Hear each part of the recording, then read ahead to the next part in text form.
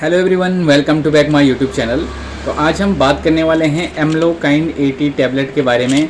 इस टैबलेट के यूज़ के बारे में जानेंगे, इसके डोज के बारे में जानेंगे, इसके मोड ऑफ एक्शन के बारे में जानेंगे और इसके साइड इफेक्ट के बारे में जानेंगे।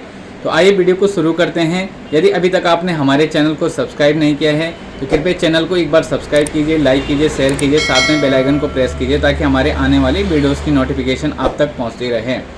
तो आज हम बात करने वाले हैं एम्लोकाइंड 80 टैबलेट के बारे में। तो इस तरह की इसकी पैकेजिंग होती है और यह 15 गोली की स्ट्रिप आपको लगभग 53 रुपीज़ के लगभग में मिल जाती है।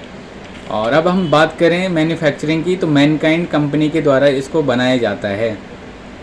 अब हम इसके कंपोजिशन के बारे में बात करें तो इसमें दो तरह की दवाइयाँ मिली होती है। जो एम्लोडिपिन होता है इसमें 5 mg में होता है और जो एटेनॉल होता है वो 50 mg में होता है। अब हम इसके मैकेनिज़्म ऑफ एक्शन के बारे में बात करें तो जो एम्लोडिपिन होता है वो एक कैल्शियम चैनल ब्लॉकर होता है। कैल्शियम चैनल ब्लॉकर का मतलब होता है जो हमारे हार्ट की ब्लड वेसल्स होती हैं उनको रिलैक्स करने का कार्य करती है, उनको नॉर्मल करने का कार्य करती है, और जिसको हम खून की नलियाँ भी कहते हैं उसको रिलैक्स करने का कार्य करती है। और जो एटेनॉल इसमें होता है वो ऑक्सीजन की कंजप्शन को लेवल पे करता है। जो हार्ट का जो रिदम होता है, हार्ट बीट होती है, उनको लेवल पे लाने का कार्य करती है।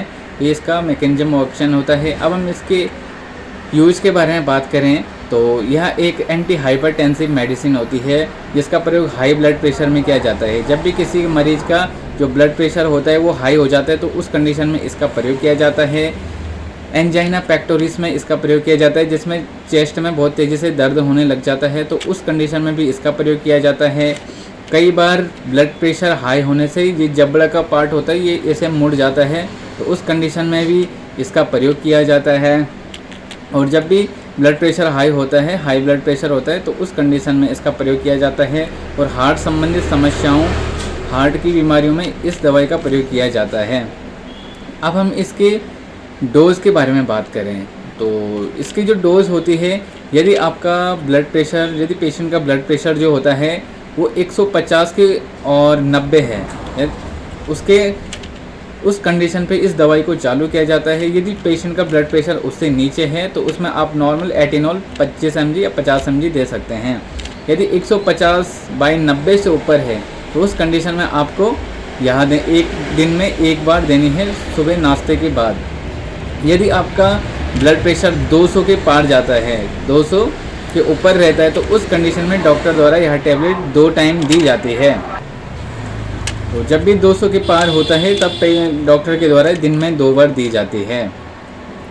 तो जब भी ब्लड प्रेशर हाई हो जाता है तो कई बार कुछ कॉमन कारण ऐसे होते हैं जिससे दवाई से ब्लड प्रेशर जो होता है वो नॉर्मल नहीं हो पाता है, तो उस कंडीशन में डॉक्टर द्वारा पेशेंट को लेसिक्स का इंजेक्शन दिया जाता है। आप इसको अपने घर पे ट्राई ना करें, ये एक हॉस्पिटलाइज होता है। तो पेशेंट को जब भी ब्लड प्रेशर बहुत हाई होता है, पेशेंट को लेसिक्स का इंजेक्शन भी दिया जाता है जिससे उसका ब्लड प्रेशर कंट्रोल हो जाता है।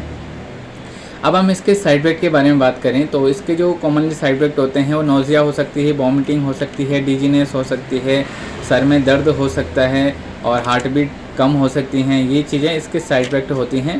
तो नॉर्मली आप इसको ले सकते हैं, दवाई लंबे समय तक चलती है, ये बोल सकते हैं। जब भी ब्लड प्रेशर किसी का लाइफ टाइम के लिए हो जाता है तो उसमें भी लाइफ टाइम के लिए भी ये दवाई चलती है। तो मिलते हैं आपको नेक्स्ट वीडियो में, तब तक चैनल को सब्सक्राइब करें, लाइक करें और शेयर करें।